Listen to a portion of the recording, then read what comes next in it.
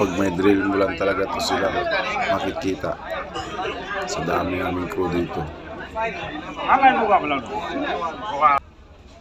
And dito pala kami sa theater, nag-briefing kung anong mga dapat gawin nila. Sige, Mark.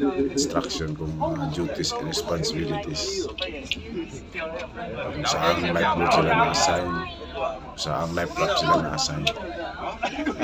Binibriefing sila ng seatmates.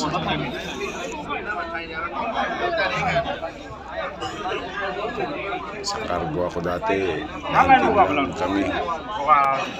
Dito sa passenger, ano kami? 100 dito. Medyo kulang pa daw ito. Medyo madami-dami din. Aming lifeboat,